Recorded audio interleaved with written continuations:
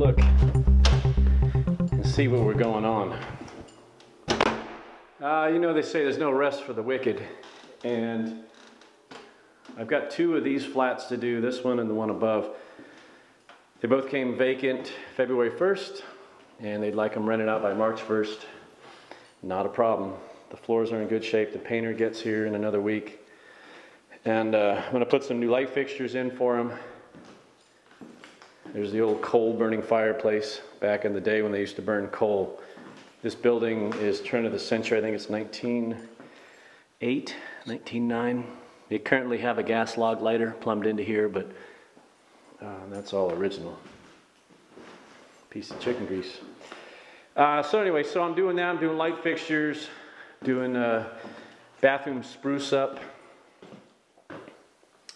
Not remodels. I'm going to re-caulk the tub, put new bright-work, new shower head, new valve covers, just new bright-work. Those are Delta faucets. I can buy trim kits for those all the time, anywhere. And what do we have in here? Oh, the bathroom, you know, like new toilet seats. I'm getting both new toilet seats. There's two bathrooms in here. I'm putting new towel holder, new toilet paper holder, because those are cheap. And they wanted, sorry to swing you guys around. Woo! I'm going to put a new ceiling fan in. They wanted a new shower enclosure, and I talked them out of it for two reasons. First of all, for purely selfish reasons, and that I don't have the time to do a bathroom remodel. And if they want this thing flipped in you know, a couple weeks, March 1st is just 3 weeks away. I got to have it show ready by the 3rd week. The countertops come the 21st or 22nd of February.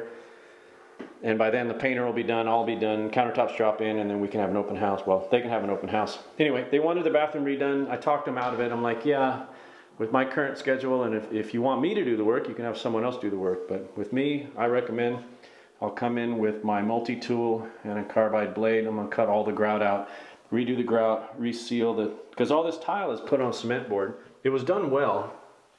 The door's in good shape. I mean, it's not the highest quality door, but it is a rental. And then, like the other bathroom, I'll put new bright work, new trim piece and handle and shower head and drop arm and everything. And then we'll get new grout, new seal. But that's not what this video is about. That's just what I have going on because I don't like downtime. Downtime causes me stress. We're going to put new smoke detectors in. Those are 2003. So I'm going to put some 10-year. Those are AC hardwired with a battery backup. So I'm going to put the 10-year lithium-ion backup batteries. Oh, interesting that we talk about lithium ion. You know, when I was growing up, oh, and I'm putting new countertops. Well, I'm not installing them. My stone guys are installing them. They're doing a quartz countertop. I'm just pulling the old tile out. And fortunately, the plywood's in good shape. I can cut this flush to the face. This is 3/4 inch, which is what they want. Cut it flush to the face of the cabinets and call it good. So that saves me time. That makes me very happy because this is a T&M job. This is not a bid job. So anytime I can go back to the owner and say, hey, look, I'm going to be able to save you money because I'm not stripping the plywood and having to put new plywood in. They're getting new appliances. I'm not doing that. I think they went to Home Depot or Lowe's or somebody. Anyhow, what do we hear? You know, when I was growing up,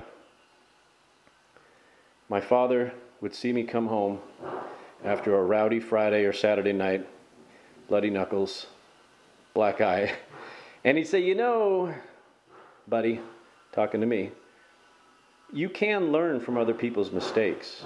You don't have to make all the mistakes yourself. Let me close this real quick. Dad says, you know, buddy, you can learn from other people. You don't have to make all the mistakes yourself. And me being stubborn, you know, I never listened to him. I was like, yeah, whatever. I'm going to get into another fight next weekend, and it's going to be fun. Because that's just how I spent my time. But I'm going to post this video as hopefully saving someone else potential problems. And I knew about this problem for a long, long time. And I never did anything about it because I'm kind of not very smart like that. This is my DeWalt toolbox. Okay? I'm sure everybody's seen this before. I'm sure everybody has. Most everybody has some sort of cordless drill device. It's a DeWalt impact drill, 18 volt.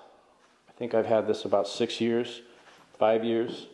And it's been wonderful. It's been an absolutely wonderful piece of equipment. And I noticed yesterday I had a strange smell in the back of my truck. I couldn't quite place the smell. I still can't place the smell. You know, I know what burning wood smells like. I know what burning plastic smells like, burning paper. But this had some weird smell. And quite honestly, yesterday morning I was dealing with a fuel spill in an underground garage. Somebody's gas tank had ruptured a fuel line and puked gas all over the place. So I was in there with rice hull ash, trying to mop it up, before the building caught fire and burned down. I happened to be in the building doing work. I'm doing another renovation on an apartment. And anyway, we got the doors open and the windows open. But the rice hull ash, if you're not familiar, kind of has a burnt smell to it. So I didn't pay much attention to why my truck smelled funny until this morning, until I opened this toolbox up, this drill box up, so I could pull the screws out of the towel board. And I went to take this battery and charge it, right? I went to stick it in here and it wouldn't click in. I'm like, what the hell is going on? And then I saw this juice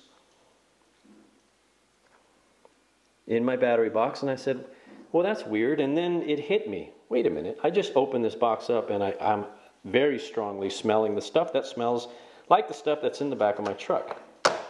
This won't go in. You know, it was early morning. I hadn't quite woken up yet. Woken up. And I realized, I'll take into light here and show you this better, but I realized that I have, present tense, very narrowly avoided having a catastrophic failure of my work truck, meaning probably burning it down to the frame rails.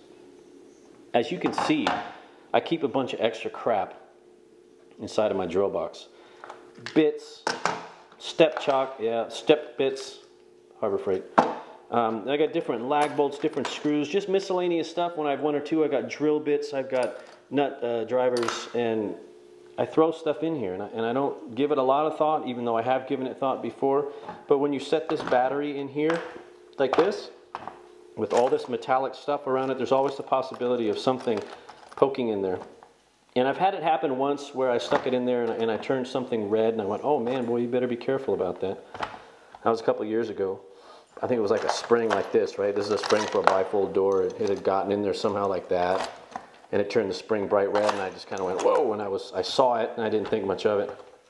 I shouldn't say I didn't think much of it. I didn't do much of it.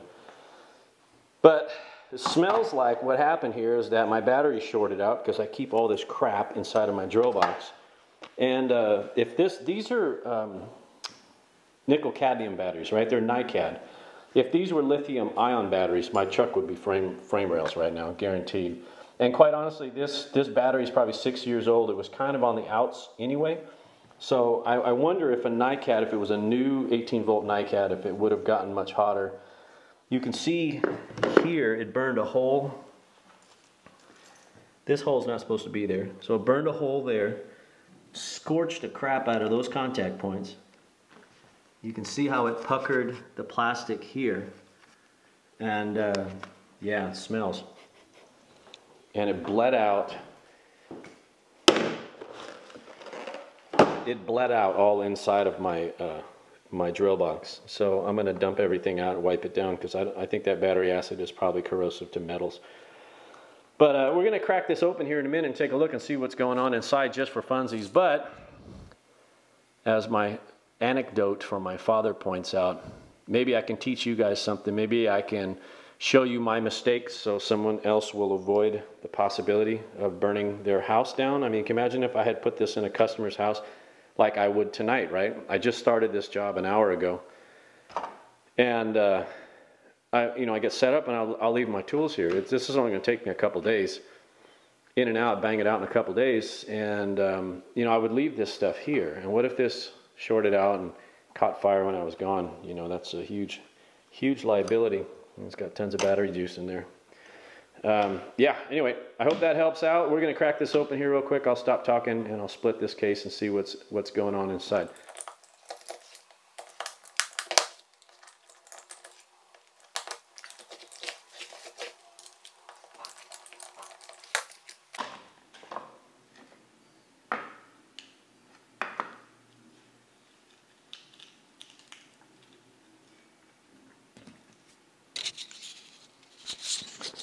Yeah.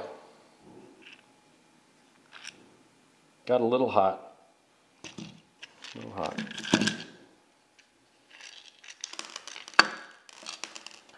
Wow. Yeah, if these were more powerful batteries, this could have been extremely devastating. Yikes.